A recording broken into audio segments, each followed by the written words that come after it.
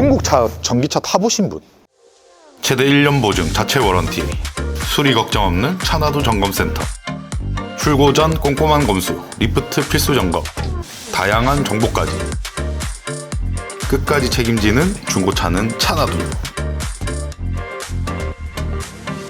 안녕하십니까, 차나두 이시안입니다. 구독자 여러분, 큰일이 났습니다. 중국의 전기차가 대한민국으로 대거 밀려 들어올 것 같습니다. 왜 큰일이 났냐? 사실 가격 경쟁력 면에서는 중국 전기차를 우리나라 기업이든 아니면 뭐 미국 기업이든 사실 가격 경쟁력으로 게임이 될 수가 없어요. 그만큼 초저가로 만들고 그렇게 해서 공세를 하기 때문에 앞으로 이제 시장이 어떻게 변할지 모르겠습니다. 근데 중국 차 들어온다고 해서 우리나라 사람들이 살까요? 민정 씨 살 것 같아? 전 오히려 안 살 거라고 봐요. 일반적으로 구매자들이 쉽게 구매를 못 합니다. 기술력이라든지 브랜드의 가치 뭐 이런 것 때문에 사실 신뢰를 아직은 하기가 어렵죠. 근데 이제 지금 중요한 게 뭐냐면 롯데렌탈이라는 회사가 있어요. 롯데렌탈이 어떤 회사냐면 롯데의 자회사인데 우리나라에서 렌트카 업체 1위입니다. 근데 여기가 지금 회사를 매각을 하고 있고 우선 협상 대상자가 어피니티 에쿼티라는 중국계 사모펀드 회사예요. 근데 여기서 지금 롯데렌터카를 인수를 할 겁니다. 근데 더 중요한 거는 작년에 24년 8월에 SK 렌터카를 이 어피니티 에쿼티가 인수를 했습니다. 그럼 SK 렌터카는 어떤 회사냐? 우리나라에서 렌트카 업체 2위의 회사예요. 1위, 2위 모든 회사가 지금 중국계 사모펀드로 넘어갔습니다. 그러면 왜 중국계 사모펀드에서는 우리나라 렌트카 회사를 인수했을까요? 첫 번째는 생각보다 렌트카업이라는 게 돈이 되는 사업이라고 해요. 현금도 많이 돌고 그렇기 때문에 이 현금 확보도 잘 되면서 안전한 사업을 하기 위해서 인수를 한 것처럼 보이는데 더 중요하게 깊게 들어간다고 하면 이제 렌트카 회사를 인수하고 중국계 전기차들 특히 BYD 이런 회사의 전기차를 대량으로 한국으로 들어온 다음에 렌트카를 하면서 좀 저렴하게 렌트를 해주고 그러면서 우리가 사용자가 사용을 해볼 거 아니에요, 중국 차를. 그러다 보면 스며든다고 하죠. 사실 내가 사기에는 꺼려지지만 저렴하게 렌트를 할 수 있다고 하면 해볼 수 있는 거거든요. 그렇게 됐을 때 조금씩 스며들지 않을까라는 생각을 합니다. 실제로 지금 우리나라에서 렌트카가 비중이 130만 대라고 하고 총 자동차 등록 대수는 2,600만 대 정도 된다고 합니다. 그러니까 2,600만 대 중에 130만 대, 약 6% 정도의 비율을 렌트카에서 차지하고 있는데 렌트카를 쓰다 보면 어디로 와? 결국은 중고차 시장으로 오거든요. 중국차 전기차 타보신 분? 저 아직 한 번도 안 타봤어요. 그리고 본 적도 없어요. 민정 씨 타봤어? 저도 타본 적 없어요. 도로에서 본 적도 있어요? 아니요? 본 적 없지. 사실 이 중고차 업계에 있으면서도 중국 전기차를 보기가 쉽지 않습니다. 한두 명쯤 보신 분들도 있을 건데 저는 아직 한 번도 못 봤고 그래서 지금 저도 별 관심이 없었는데 앞으로는 이제 렌트카 회사를 하면서 여기서 이제 개인 고객들한테 빌려주고 결국엔 그거를 뭐 10년, 20년 렌트카를 돌릴 수는 없거든요. 그러다 보면 중고차 시장으로 나온다고요. 그럼 이렇게 이제 판매가 될 텐데 앞으로 지각 변동이 있을 것 같습니다. 그리고 실제로 사용하는 사람과 구매하는 사람이 좀 다른 게 렌트카거든요. 우리가 예를 한 가지로 들어보면 큰 기업이 있다고 가정해 볼게요. 기업에서 직원들한테 차량을 이제 제공을 해야 되잖아요, 회사차를. 근데 회사차를 보통 뭐 현대 기아차 많이 쓰는데 중국의 전기차가 30-40% 저렴해요, 월 이용료가. 그러다 보면 회사 같은 데서는 어떻게 될까? 개인이 사기에는 중국 전기차가 좀 꺼려지더라도 회사에서 직원들 탈 건데 뭐 어때? 싸면 장땡이지 라는 식으로 그렇게 구매를 할 수 있거든요. 구매를 해서 렌트카를 대여를 해서 회사 직원들한테 쓰게 만드는 거지. 근데 뭐 현대 기아차 사는 것보다 월 사용료가 저렴하다고 하면 기업의 입장에서 이득이란 말이에요. 그리고 실제로 렌트카를 우리가 뭐 장기 렌트도 하고 단기 렌트도 하는데 장기 렌트는 이제 내 차처럼 쓰는 거니까 그거는 좀 비중이 작을지 몰라도 우리가 어디 놀러 가거나 하루하루 빌려 타거나 할 때 그렇게 뭐 2, 3일 뭐 일주일 잠깐 쓰는 렌트카들 있잖아요. 그게 만약 국산차 기준으로 하루 렌트료가 뭐 10만 원이다. 근데 중국차 하면 한 6만 원에 빌릴 수 있어. 그럼 사실 싼 거 빌리지 않을까요? 내가 이거를 오랫동안 사용할 거 아니잖아. 잘 굴러가고 한다고 하면 다른 거에 비해서 3만 원, 4만 원 저렴하다고 하면 단기 렌트로는 충분히 그렇게 이용할 수 있거든. 거기에다가 이 어피니티 에쿼티가 모빌리티 사업도 할 거라고 합니다. 그러니까 모빌리티 사업이 어떤 거냐면 소카 같은 거예요. 민정 씨 소카 아직 사용 안 해봤죠? 저는 사용 안 해봤는데 예전에 친구랑 놀러 갈 때 친구가 소카를 이용했었어요. 나도 소카를 사용한 적이 좀 있었거든. 근데 이게 생각보다 엄청 편해. 짧게 쓰기에는 비용이 저렴하단 말이에요. 장기적으로 2, 3일 쓰기에는 오히려 일반 렌트카를 이용하는 게 나은데 접근성 면에서 소카가 편한데 SK 렌터카, 롯데 렌터카를 인수한 이 회사에서 소카 같은 거를 만들겠다는 얘기지. 그러면 그 소카 같은 걸 만들었는데 소카는 대부분 현대기아차를 많이 이용하거든요. 근데 중국계 차량을 저렴하게 해서 소카보다 뭐 30% 이상 저렴해. 그러면 사실 소카가 경쟁력에서 가능할까? 좀 밀릴 것 같아요. 좀 밀릴 수 있어요. 시장 점유율 자체를 뺏길 수 있다는 구조거든. 근데 이제 그러다 보면 중국 전기차를 타는 사람이 한두 명 늘어나잖아요. 그러다가 타보니까 생각보다 괜찮네, 이런 생각을 갖고 이제 조금씩 스며들다가 결국에는 이제 그 전기차들이 사용됐던 게 중고차 시장을 왔을 때 당연히 국산차보다는 저렴해야겠죠. 근데 가격이 국산차에 비해서 한 30% 40%가 저렴해, 시세가. 그러면은 한 번쯤 살 수 있는 고민을 해볼 여지가 생긴단 말이에요. 그러니까 얘네들이 전략을 정말 잘 짰다고 봐요. 전략을 정말 잘 짰고 직접적으로 판매는 아직 쉽지 않겠다. 실제로 중국의 내연기관차가 국내에서 판매가 됐던 적이 꽤 있었습니다. 동풍소콘이라고, 그 내연기관차는 저도 타봤어요. 약간 짝퉁 포르쉐 뭐 이런 느낌으로 했는데 그때 당시에 신차가가 2천만 원이 안 했던 걸로 기억하거든요. 근데 동급의 국산차가 3천만 원, 4천만 원 했단 말이에요. 거의 절반 가격에 판매가 됐었는데도 사실 진짜 안 팔렸어요. 국내에서 뭐 한 200~300대 팔린 걸로 제가 알고 있어요. 이거는 잘못된 자료일 수도 있는데 제가 알기로는 1000대 미만으로 알고 있습니다. 근데 제가 그 차를 타봤을 때 사실 사고 싶다 이런 생각은 안 했는데 이 가격은 정말 괜찮다, 그리고 디자인도 정말 괜찮구나, 이런 생각을 해봤거든요. 근데 이제 중국의 기업에서 국내로 이제 아무리 저렴하게 판매를 해도 우리가 브랜드 인지도면이나 신뢰도가 아직 없구나 인식을 했을 거 아니에요. 그러니까 이제 이런 식으로 다른 전략을 짜서 기획을 하고 렌트카로 해서 그거를 이제 조금씩 중국의 전기차로 대변을 하면서 들어왔다가 소비자들의 인식을 바꾸고 그리고 조금씩 판매가 될 수 있도록, 그러다 보면 신차까지도 팔 수 있는 시대가 오는 거거든요. 그리고 실제로 BYD 전기차는 타본 분들 그리고 뭐 유튜브나 이런 데서 많이 리뷰하시는 분들이 있죠. 엄청 괜찮다고 합니다. 그러니까 기술력적으로는 엄청 밀리거나 그런 것 같진 않아요. 그러니까 인지도나 브랜드 뭐 이런 것 때문에 아무래도 자기들이 팔려고 하면 저렴하게 팔 수밖에 없으니까 테슬라라든지 국내 아이오닉 뭐 이런 전기차들보다는 훨씬 저렴하게 판매하는 건데, 실제로 타보신 분들은 정말 괜찮다, 조금만 더 저렴하다고 하면 사볼 생각까지 할 수 있을 정도라고 하거든요. 디자인도 그렇고 실내 그런 것도 그렇고. 그리고 이게 기술이 내연기관차처럼 엄청난 기술을 요하는 게 아닙니다. 내연기관차는 실제로 엔진을 생산해서 개발을 하고 들어가는 미션을 개발을 하고 계속 테스트를 거치고 주행을 해보고 하면서 잡아나가고, 이런 기술에 집약되는 데까지 시간이 몇십 년이 걸려요. 그렇기 때문에 신흥 도전을 하는 사업자 입장에서는 엄청나게 개척하기 어려운 시장인데, 전기차는 실제로 차량은 차량이지만 내연기관차처럼 막 고도의 기술력을 요하는 건 아니라고 합니다. 우리나라에서 마을버스나 뭐 시내버스 타잖아요. 대부분이 중국산인 거 알아요? 정말요? 대부분이 중국 업체에서 만드는 중국산이에요. 그러니까 이것 또한 제가 말씀드린 게 소비자랑 구매자랑 좀 다른 영역인 게, 구매자가 어디야? 회사라든지 기업이라든지 아니면 또 이제 마을버스나 이런 거는 정부에서 운행을 하다든지 할 수 있는데, 거기서 제일 중요하게 생각하는 게 뭡니까? 가성비예요. 가격이 제일 저렴하면서 고장은 잘 안 나야겠죠. 가성비를 따졌을 때 중국 업체들이 이길 수 없기 때문에 국내에 들어와 있는 마을버스나 일반 전기차 버스나 시내버스들이 대부분 중국 기업인데, 타보면 우리가 막 엄청 못할 정도로 불편하고 이런 게 있어요? 없잖아요. 그러니까 이 기술력이 생각보다는 괜찮다는 거거든. 근데 거기다가 구매자와 소비자가 다르죠. 구매는 기업이나 뭐 이런 데서 하지만 소비는 누가 해? 우리 일반 사람들이 하잖아요. 근데 내 차가 아니기 때문에 중국 차도 괜찮은 거죠. 아니 뭐 버스 타는데 국내에서 만든 전기차네? 뭐 미국에서 만들었네? 아니면 중국에서 만든 전기버스니까 안 타야겠다, 이런 생각을 안 하잖아요. 구매자와 소비자가 다른 이 전략을 중국 기업들이 정말 잘 세웠다고 봅니다. 소름 끼쳐.